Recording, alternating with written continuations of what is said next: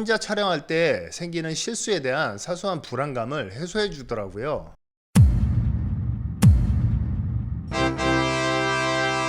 안녕하세요. 어른들의 장난감을 리뷰하는 길린TV의 길린입니다. 올해 본업 외에 대부분의 시간을 앱 개발하면서 시간을 쓰다 보니 상업 광고 사진 촬영에 필요한 카메라 외에는 대부분 정리를 했습니다. 그래서 지난번 유튜브 컨텐츠부터 쓰려고 카메라를 한 대 샀는데요. 바로 소니 GV-E10-2입니다. 그래서 오늘은 소니 GV-E10-2 리뷰를 해보려고 합니다. 작년에는 유튜브용으로 파나소닉의 GH6나 후지필름의 X-T5 그리고 니콘의 GFC 같은 카메라 외에 여러 액션캠과 캠코더를 구매해 사용해 봤는데요. 그러다가 여유 시간을 앱 개발에 좀 더 사용하고 싶어서 일할 때 쓰는 중형 카메라를 제외하고 유튜브용 카메라는 다 처분한 상태였습니다. 올해 앱 개발 중에도 구독자 수가 야금야금 올라가는 걸 보고 적지만 내 영상이 필요한 사람이 있나 보다 라는 생각이 들어 취미로라도 유튜브를 계속 하긴 해야겠다 라는 마음으로 카메라를 알아봤는데요. 많은 유튜버 분들이 GV-E10-2를 추천하시더라고요.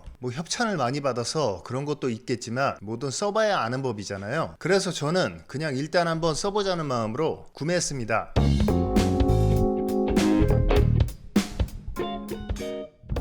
GV-E10-2는 브이로그용 카메라라는 컨셉으로 출시했습니다. 지금까지 여러 카메라를 써오며 제가 이해하는 브이로그용 카메라라고 하면 일단 그저 그런 스펙이지만 그래도 작고 가벼워서 입문용으로 팔기 좋은 그런 카메라라는 생각이었는데요. GV-E10-2는 신기하게 4돌도 10피트 촬영이나 오디오 단자 그리고 중국기 이상의 카메라들에 들어가는 배터리 탑재 같은 좀 더 하이 아마추어 이상의 유저들이 선호하는 기능들이 들어가 있습니다. 일단 구성품부터 차례차례 볼까요? 패키지는 이렇게 생겼습니다. 소니가 계속 밀고 있는 친환경 소재의 패키지입니다. 구성품도 단촐합니다. 번들 렌즈 킷을 구매해서 카메라와 파워줌 렌즈, 주목할 만한 게 2280mAh의 FG100 배터리가 들어가 있는데요. 이건 정말 마음에 듭니다. 제가 구매한 가격이 렌즈 포함 130만원대인데 보통 이런 가격대에 보급기 카메라에는 1000mAh대의 배터리가 들어가거든요. 하슈에 탈착할 수 있는 윈드실드? 근데 윈드실드는 GV-1F 샀을 때도 느꼈던 건데 사진이랑 너무 달라요. 사진은 털찐 느낌으로 토실토실해 보이는데 실제로는 털이 엄청 떡져 있습니다. 나머지 구성용품으론 스트랩과 종이들이 있네요. 디자인은 그냥 소니 카메라 같이 생겼어요. 13, 14년 전에 넥스5 샀을 때의 느낌이랑 크게 다르지 않은 것 같습니다. 사이즈는 표기한 바와 같습니다. 제조사 홈페이지에 나온 것과 다를 게 없네요. APS-C 타입 미러리스 치곤 상당히 작습니다. 제가 일할 때 주로 사용하는 카메라가 GFX100인데 크기 차이가 정말 엄청나네요. GV-E10-2는 번들 렌즈와 함께 패딩 주머니에 쏙 들어가는 사이즈입니다. 외관만 봤을 때 이거 얇아서 발열에 취약한 거 아닌가? 라는 생각이 들었습니다. 무게도 정말 말도 안 되게 가볍습니다. 너무 가볍다 보니 오히려 성능에 대한 불안감이 생기더라고요. 카메라가 작다 보니 파지했을 때 손이 좀 남는데 파지감은 그나마 대용량 배터리 탑재로 그립이 좀 나와 있어 좋지도 않고 나쁘지도 않은 수준입니다. 손 작은 여성분들이 들었을 때는 파지감이 좋을 수 있겠다 라는 생각입니다. 측면에 여러 단자가 있는데 주목할 만한 건 오디오 단자가 있습니다.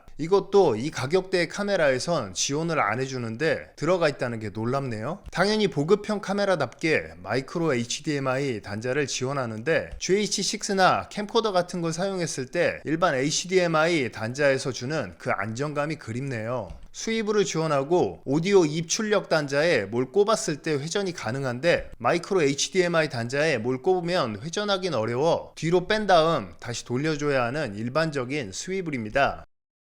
SD카드 슬롯도 보급기답게 하나입니다. 메뉴나 인터페이스는 브이로그용 카메라답게 사진 모드건 영상 모드건 약간 캠코더 스타일처럼 보입니다. 이렇게 스위치를 ON으로 해놓고 액정을 닫으면 렌즈가 들어가고 액정을 열면 렌즈가 나오는 것도 흡삽 캠코더 같네요.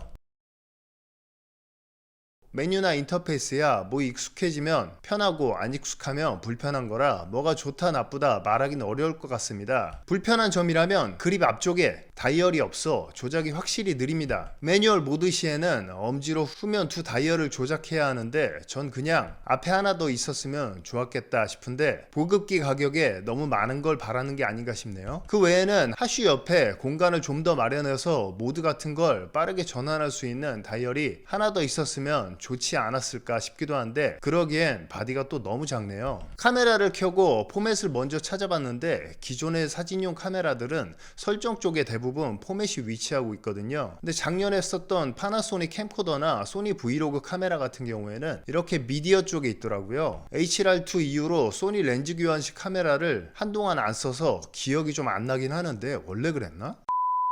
그 외에는 제가 그래도 작년에 소니의 GV1F를 사용해서 그런지 얼추 금방 적응되더라고요. GV-E10-2는 전문적으로 비디오를 촬영하시거나 또는 하이 아마추어들도 환장하는 422 10비트 촬영이 가능합니다. 아무래도 전문가들은 까다로운 클라이언트의 수정 요청에 유연하게 대응하려면 보정 가용도가 높은 고화질의 비디오가 필요하기 마련이죠. 보통 이 가격대의 카메라에는 420 8비트 촬영을 지원하는데 참 소니가 의외다 라는 생각이 듭니다. 여기서 8비트와 10비트의 차이가 궁금하실 텐데 2의 8승이냐 2의 10승이냐 이 차이예요. 8비트는 대략 RGB로 볼 때 약 1600만의 색표현이 가능하고 10비트는 대략 10억의 색표현이 가능하다 라고 이해하면 쉬울 것 같습니다. 근데 422에 대해서도 궁금하실 텐데요. 색상 정보를 줄이는 압축 유형입니다. 비디오는 휘도와 색상의 형태로 샘플링되어 전송되는데요. 422에서 맨 앞에 4는 가로 4칸 그리고 위아래 곱해 총 8칸의 휘도이고 중간 2는 가로 4칸을 2개씩 묶은 색상 정보입니다. 마지막 2는 위아래 각각 색 정보를 넣어주는 거네요. 420은 위아래에 동일한 색상 정보가 들어가 있는 거네요. 422 설정은 메뉴 버튼을 누르신 후 촬영, 화질 녹화, 동영상 설정, 녹화 설정에서 설정할 수 있습니다. 그런데 지루한 얘기로 쓸데없이 리뷰가 길어지는 것 같네요. 파일 형식에 대해서도 얘기를 하려고 했는데 아무래도 넘어가는 게 좋을 것 같습니다.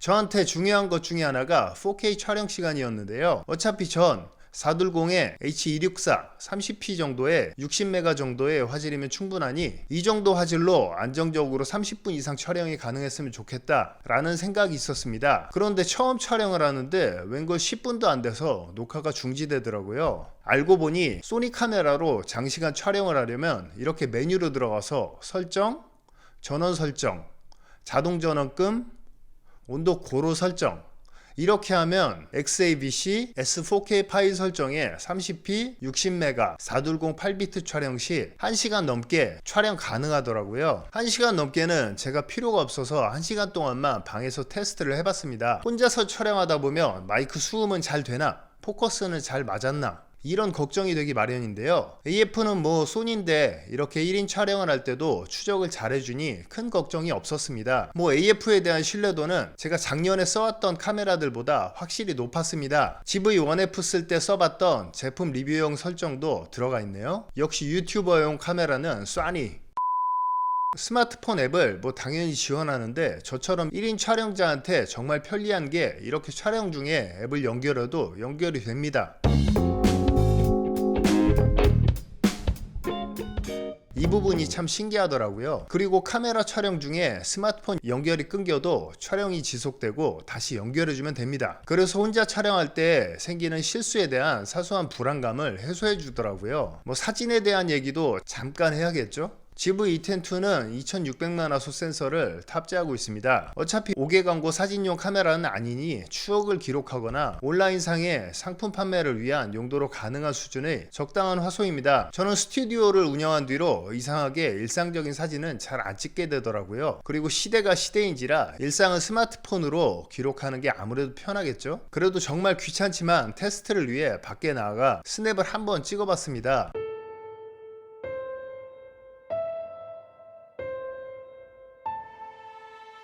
로우 파일 ISO 6400의 샘플을 100%로 확대해보면 이 정도 노이즈가 보이네요.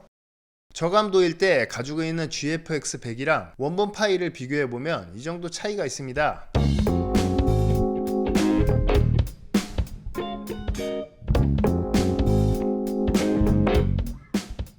기계식 셔터가 없다고 들었는데 한번 젤로 현상 테스트를 해볼까요? 선풍기를 찍어보면 뭐 이런 식으로 나오네요. 그리고 어떤 리뷰를 보면 실내에서 플리커에 취약하다는데 제가 간 데는 다 좋은 LED를 써서 그런가 3200분의 1초인데 보세요.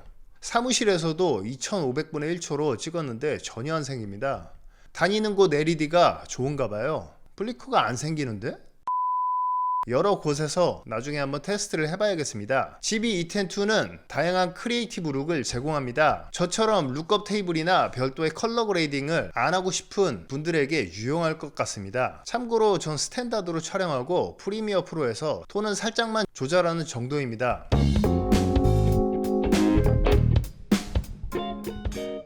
마음에 드는 것 중에 하나가 이 소프트 스킨 필터인데요. 지금도 미드로 하고 촬영하고 있는데 너무 노메이크업이면 보는 분들이 불편하실 수 있으니 이런 필터 같은 거 하나 적용하면 보기 좋은 것 같네요. 바디 내 기계식 손떨림 방지가 없습니다. 디지털 손떨림 방지는 스테디샷이라는 설정이 있는데 표준과 액티브가 있긴 하지만 액티브의 경우 화면 크롭이 너무 심합니다. 저야 뭐 어차피 스튜디오에서 유튜브 촬영하는 용도로 삼각대나 T스탠드에 놓고 사용하는 손떨림 방지 기능이 필요 없긴 한데 브이로그를 위해 들고 다니시는 분들은 아무래도 DJI 오즈모 액션 같은 액션캠이나 스마트폰이 더 좋지 않을까 합니다. 뭐 마이크 성능이 좋다고 한들 어차피 내장 마이크라 애초에 큰 기대는 하지 않았습니다. 그래도 이렇게 외장 마이크랑 비교를 한번 해보겠습니다. 안녕하세요. 어른들의 장난감을 리뷰하는 길린TV의 길린입니다. 지금은 내장 마이크 테스트 중입니다. 안녕하세요. 어른들의 장난감을 리뷰하는 길린TV의 길린입니다. 지금은 내장 마이크 테스트 중입니다. 안녕하세요. 어른들의 장난감을 리뷰하는 길린TV의 길린입니다. 지금은 외장 마이크 테스트 중입니다. 감사합니다. 안녕하세요. 어른들의 장난감을 리뷰하는 길린TV의 길린입니다. 지금은 외장 마이크 테스트 중입니다. 감사합니다. 어차피 마이크가 아무리 좋아도 주변 소음이 심하면 좋은 소리가 담기질 않더라고요. 웬만하면 소음이 없고 소리의 울림이 적은 곳에서 수음을 하세요. 그리고 유튜브 컨텐츠 같은 걸 촬영하시려면 무조건 외장 마이크를 추천드립니다. 구독자분들이 생각보다 화질구린 건 봐도 소리가 잘 안 들리고 울리는 건 또 못 참으시더라고요. 그리고 광고에서 브이로그 카메라를 강조하는데 남자인 저도 이런 카메라를 가지고 다니는 건 쉽지 않습니다. 괜히 여행용 유튜버들이 액션캠이나 스마트폰으로 촬영하겠습니까? 저는 개인적으로 실내에서 촬영하는 유튜버나 준 전문가분들께서 예산이 적을 때 서브 카메라로 사용하면 좋지 않을까 싶네요. 직접 유튜브 촬영을 하기 위해서 구매하였는데 처음에는 다소 저렴한 가격이라 성능에 대한 의심이 좀 있었습니다. 그런데 쓰다 보니 실내 유튜브 촬영용으로 정말 괜찮다라는 게 제 총평이고요. FX30이나 GH7 같은 고급기로 넘어가지 않는 이상 이 정도면 충분하겠다라는 저의 생각입니다. 이상으로 리뷰를 마치겠습니다. 구독, 좋아요, 알림 설정 부탁드리고 다음에 또 재미있는 컨텐츠로 만나요. 그럼 안녕.